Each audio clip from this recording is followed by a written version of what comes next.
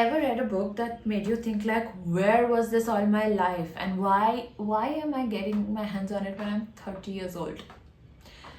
That's exactly how I felt about today's book, which is Why Did Nobody Tell Me This Before by Dr. Julie Smith. Hi guys, I'm Hannah and welcome back to my channel. If you're new here, we talk a lot about productivity, organization, planners, and just in general living your best life. And if that interests you, please don't forget to hit the subscribe button, and let's get into today's video. So who is Julie Smith and why should you care? Well, she's a clinical psychologist with this many years of experience behind her, and she actually synthesizes a lot of information related to mental health and psychological health, and breaks them down into very digestible chunks that's easy to implement. And that's exactly what she has done in this particular book. It helps you in understanding how to go through life in a very balanced way.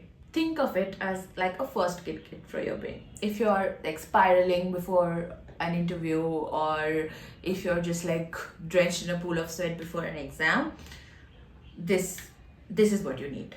What I really like is there are three main themes in this book. One is just understanding your emotion, the second is coping with your emotion, and third is to be compassionate towards yourself.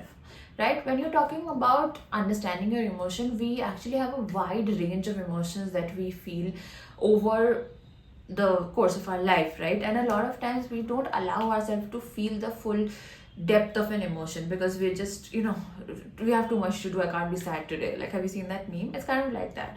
But if you allow yourself to feel, it kind of helps you flip the script on the emotions that you're feeling. So it's not like it's not like you're running from your feelings. She actually teaches you how to address your feelings in a very healthy way. Next, come to the coping strategies. Now, they are not just okay, breathe deeply, count to 10. No, they're actual things that you can break down. Things like how to journal properly, how to reframe your thoughts, and how to effectively, deal with a difficult emotion and actually process it. Those things are very well laid out in this book. And third thing is that you have to be really compassionate and kind towards yourself. You can't be beating yourself up. The world is already doing that. So you have to show yourself a lot of kindness, and keep advancing in what you're trying to do, but don't be too harsh on yourself. So I actually put these tips to test, right? Because I was experiencing a lot of, like, I was feeling very overwhelmed, very stressed about something. So I thought, okay, let me just try it out. And you will not believe, like, once there's this naming this emotion exercise that is there in the book, and once you keep going, digging a little deeper, it actually revealed to me that I'm not really stressed. There's just too many things that are happening and I'm overwhelmed. So it helps when you kind of keep going deeper into your own personal life and you ask more questions. You uncover a lot more that is actually bothering you, rather than what's just surface level, what is appearing to bother you. There was also this bit about setting boundaries, and I'm a people pleaser, guilty as charged. I have not been able to, say no to too many people, and it just end up doing a lot of stuff that I don't want to do. And really, setting boundaries helped me get rid of the guilt of that. Like, even if I did say no to people, I would feel really bad about it.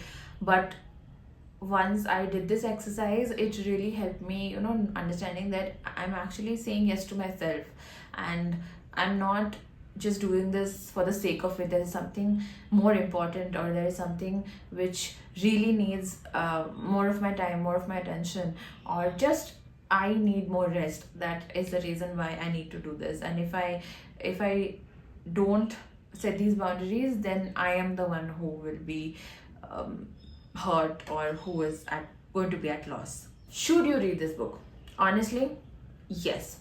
I heard it on Audible, and I think that's the best way to experience this book, because I was like just walking around while I'm listening to this book, or in commute to work, and a lot of these moments were like, oh my god, wow, and why did nobody tell me this before? That was what I kept thinking throughout the book. There were so many of these parts, of these nuggets of information that just came alive to me. And I think if you hear it, it's better because it's more of a conversation. between you and the author, not really a conversation, but like I liked hearing it as like a podcast substitute. And I don't think if I would have gotten the same feeling if I had read the book. But this is definitely a book worth your time. So whatever format works for you, please do give it a listen or give it a read, and let me know in the comments what you think of it. Additionally, do you have any mental health book recommendations for me? I would love to try them out. I am really on the lookout for some interesting books that I don't generally read. I usually go for the self-help business book genre, but if there's anything in this genre that you like, let me know in the comments. I hope you like this review and you found it helpful.